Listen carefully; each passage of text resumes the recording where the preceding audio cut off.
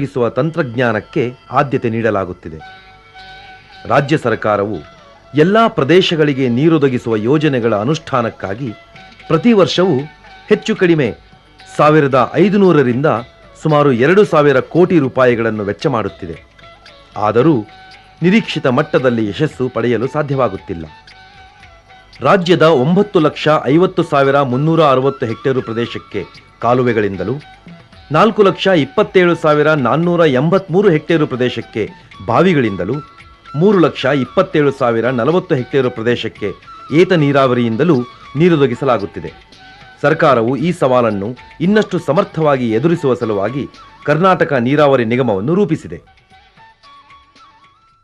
ಕರ್ನಾಟಕ ನೀರಾವರಿ ನಿಗಮವನ್ನು ಸರ್ಕಾರ December 98 ಸೃಷ್ಟಿಸಲ್ಪಟ್ಟಿತು. June 99 ಇದು ಕಾರ್ಯಗತಗೊಳಿಸೋದು ಚಾಲುವಾಯಿತು. ಈ ನಿಗಮವನ್ನು ಮಾಡೋದು ಸರ್ಕಾರದ ಮುಖ್ಯ ಉದ್ದೇಶ ಎಂದರೆ ಸರ್ಕಾರದ ಕೆಲವು ಯೋಜನೆಗಳನ್ನು ಅತ್ಯಂತ ತ್ವರಿತವಾಗಿ ಅನುಷ್ಠಾನಗೊಳಿಸಬೇಕು. ಈ ಹಿಂದೆ ಬೃಹತ್ ಹಾಗೂ ಮೀಡಿಯಂ ನೀರಾವರಿ ಯೋಜನೆಗಳು ಪ್ಯೂರ್ಲಿ ಇಲಾಖೆಯ ಮೂಲಕ ನಡೀತಾ ಇತ್ತು.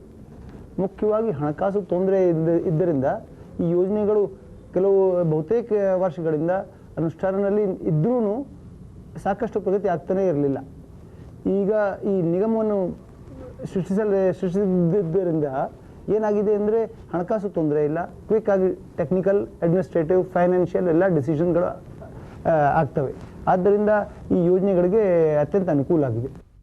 ಕರ್ನಾಟಕ ನೀರಾವರಿ ನಿಗಮವು ಇದೀಗ ಒಟ್ಟು 4,08,077.98 ಕೋಟಿ ರೂಪಾಯಿಗಳ 12 ಯೋಜನೆಗಳನ್ನು ಕೈಗೆತ್ತಿಕೊಂಡಿದೆ.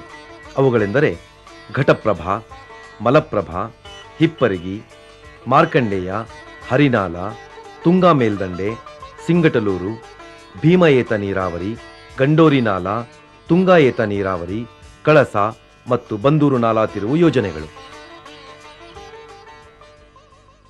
ಈಗ ನಿಗಮದಲ್ಲಿ ಒಂದು ಟೆಕ್ನಿಕಲ್ ಸಬ್ ಕಮಿಟಿ ಇರ್ತದೆ, ಒಂದು ಫೈನಾನ್ಸ್ ಸಬ್ ಕಮಿಟಿ ಇರ್ತದೆ.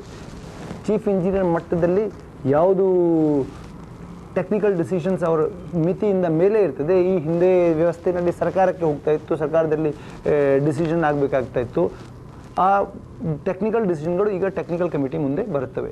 ಟೆಕ್ನಿಕಲ್ ಕಮಿಟಿನಲ್ಲಿ ಎಲ್ಲ ಎಕ್ಸ್ಪೀರಿಯನ್ಸ್ಡ್ ಹಿರಿಯ